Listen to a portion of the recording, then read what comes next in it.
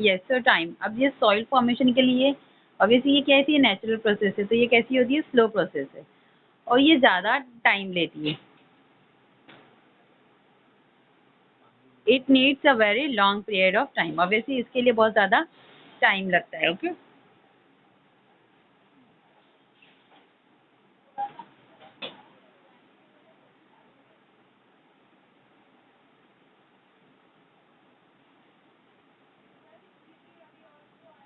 to form of to form a 2.5 centimeter thick layer of topsoil, it take thousand of years. मतलब देखो एक soil के ऊपर जो 2.5 सेंटीमीटर की थिक लेयर आती है, एकदम पतली लेयर आती है, कितने सेंटीमीटर की, 2.5 लेयर की, 2.5 सेंटीमीटर की, तो उसे कितना टाइम लगता है, थाउजेंड ऑफ ईयर लगते हैं। Thousand, it take thousand of year, सोचो जरा, मतलब थाउजेंड ईयर्स लग जाते हैं खाली वो एक 2.5 की लेयर को बनने में, सॉइल की। From this you may understand that soil are invaluable. Yes, अब इसी की वजह से हम लोगों को क्या पता चल रहा है, ये जो सॉइल है ये कैसा है, इनवैल्यूएबल है। Okay, in the region of high rainfall and higher temperature the process of soil formation is faster. Yes, अब ऐसे जो एरिया होते हैं, मतलब ऐसे जो रीजन जहाँ पे बहुत ज़्यादा रेनफॉल होती है और बहुत ही ज़्यादा हाई टेम्परेचर होता है, तो वहाँ पे जो सॉइल फॉर्मेशन की प्रोसेस होती है वो बहुत ज़्यादा फास्ट होती है। Okay, comparatively in region of low temperature and low rainfall soil formation take more time। yes, अब वैसे ही जैसे हाई रीजन पे, मतलब हाई रीजन और जहाँ पे हाई रेनफॉल हो रही है और हायर टेम्परेचर है, तो वहाँ पे जैसे सॉइल फॉर्मेशन बहुत जल्दी हो रहा है, तो वैसे ही जहाँ पे टेम्परेचर कैसा है, बहुत ही लो है और प्लस वहाँ पे रेनफॉल भी बहुत लो क्वांटिटी में हो रही है, तो वहाँ पे जो सॉइल फॉर्मेशन होता है वो बहुत ज़्यादा टाइम लेता है, it take a long time. Okay, humans use the soil gifted by nature as a resource। yes, obviously जो ह्यूमन बींग्स से हम लोग हैं ना, तो हम लोग सॉइल को कैसे यूज कर रहे हैं, ऑब्वियसली ये क्या है, गिफ्ट है हमारे पास, है ना, नेचर के थ्रू हम लोगों को क्या मिला, ये गिफ्ट मिला हुआ है जिसको हम यूज कर रहे हैं।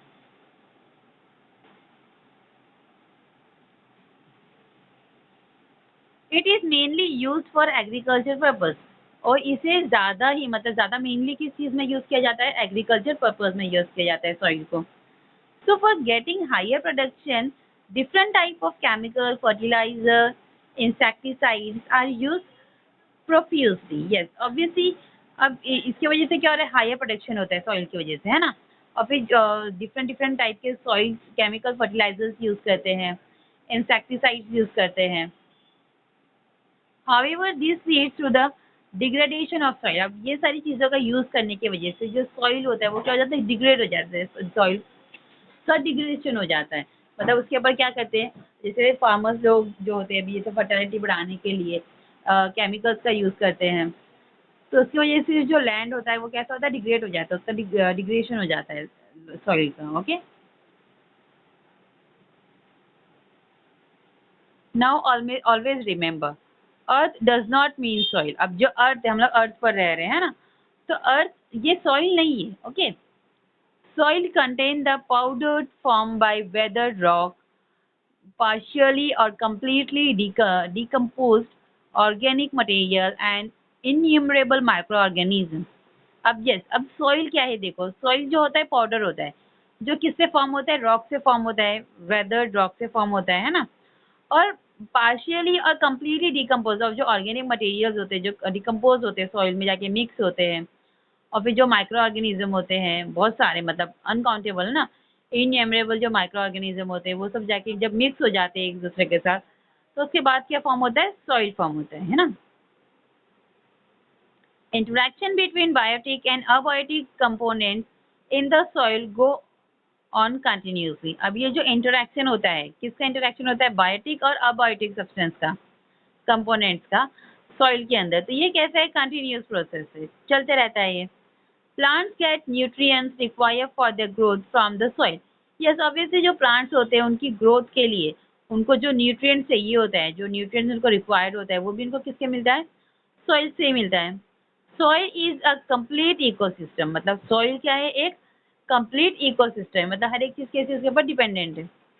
अर्थ इज ऑल्सो अ सब्सटेंस, तो अर्थ भी क्या है, एक सब्सटेंस ही है।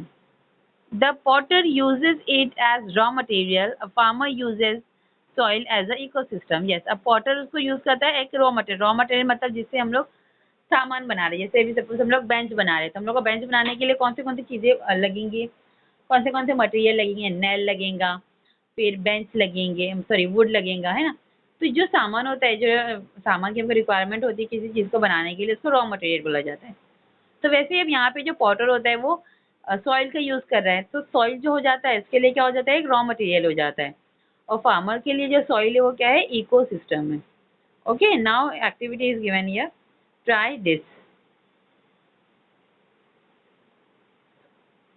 Take 3 flower pot of same size. आप लोगों को क्या करना है, 3 फ्लावर पॉट लेना है जो कि सेम साइज में हो। Keep 1 pot empty, fill the second pot with water after closing the hole at the bottom and the third pot with soil. Yes, अब लोग क्या करना है, देखो एक जो पॉट है ना, तो वो उसे खाली रखना है, उसमें कुछ भी नहीं करना है आपको। ओके, और सेकंड जो पॉट है तो उसके अंदर आपको वाटर डालना है, वाटर फिल करना है, लेकिन कब, जो होल होते हैं पॉट में ना, अर्थन पॉट में होल होते हैं, तो उसको क्लोज करने के बाद आपको उसमें क्या करना है, वाटर फिल करना है। और थर्ड वाले पॉट में आपको क्या करना है, सॉइल फिल करना है। Okay, now put a few seeds in all of them. अब ये तीनों पॉट में आपको क्या डालना है, कुछ सीड्स डालनी है। ओके, यू मे यूज एसीरियो, beej, gram, fenugreek, wheat, green gram, coriander seeds. अब आप सीड्स जो है कोई भी ले सकते हो, जैसे एसीरियो के ले सकते हो, पीस चने के ले सकते हो, ग्राम के ले सकते हो, फेनुग्रीक मेथी के ले सकते हो, वीट गेहूं के ले सकते हो, कोरिएंडर सीड्स ले सकते हो, धनिया ले सकते हो। ये सारी सीड्स में से आप कोई भी सीड्स उसके अंदर आपको उसमें डालनी है। Okay, keep all the 3 pots in the sun and water the empty pot and the soil filled pot for 4-5 days। अब आपको क्या करना है, तीनों पॉट को कहाँ पे रखना है, जहाँ पर उनको अच्छे से सन रेज मिले। ओके, तो वहाँ पर आपको उनको रखना है। फिर आपको उसमें रेगुलरली क्या करना है, पॉट में वाटर डालना है। Water the empty pot and the soil field pot. जो एम्प्टी पॉट है उसमें भी आपको वाटर डालना है, प्लस जो सॉइल फीड पॉट है जिसमें आपने खाली सॉइल फिल करे हो ना, उसमें भी आपको वाटर डालना है। कब तक डालना है, 4-5 डेज तक आपको फिल करना है water. Okay, observe and answer the following. फिर उसको ऑब्जर्व करने के बाद मतलब 4-5 डेज तक आपको वाटर फिल करना है, वाटर दे देना है वो प्लांट को, और उसके बाद आपको ऑब्जर्व करना है वो तीनों पॉट्स को। What happen to the seeds put in the empty pot and the pot filled with water. Yes, सब क्या होगा, मतलब क्या, what happen to the seed, मतलब सीड्स के साथ जो, जैसे जो एम्प्टी पॉट में आपने जो सीड्स डाले हो, और फिर जो आपने जो वाटर फिल पॉट में जो सीड्स डाले हो, तो उनके साथ क्या हुआ होगा, मतलब वो कैसे होंगे, ये आपको ऑब्जर्व करना है। Plus what happen to the seeds put in the pot filled with soil. फिर वो वाला जो थर्ड पॉट था जिसमें आपने क्या फिल किए थे, सॉइल फिल किए थे, है ना। तो फिर वो वाले पॉट को भी आपको ऑब्जर्व करना है और देखना है कि वो सीड्स का क्या हुआ है। Now what do you learn from this. अब ये एक्सपेरिमेंट से आपने क्या लर्न किए, है ना, क्या इन्फॉर्मेशन आपने गेन की, ये आपको देखना है। Now geographical explanation. अब देखो ये जो एक्सपेरिमेंट हम लोग ने यहाँ पे किए ओरली, तो अब इसका यहाँ पे हम लोग को क्या दिया हुआ, ज्योग्राफिकल एक्सप्लेनेशन गिवन है। An important component of the living world on the earth is plants. Yes, obviously जो बहुत ज़्यादा इम्पोर्टेंट कंपोनेंट है हम लोगों के लिए, लिविंग वर्ल्ड के लिए, वो क्या है, प्लांट्स है अर्थ के ऊपर। For this protection and growth of plants soil is indispensable. Yes, अब इसी के वजह से जो फर्स्टली प्रोडक्शन की वजह से और प्लांट की ग्रोथ की वजह से सॉइल जो है वो कैसा है, इंडिस्पेंसिबल है। Okay, so they provide support to plant. Obviously soil क्या करता है, प्लांट को सपोर्ट करता है। Vegetation is abundant in the region that have fertile soil.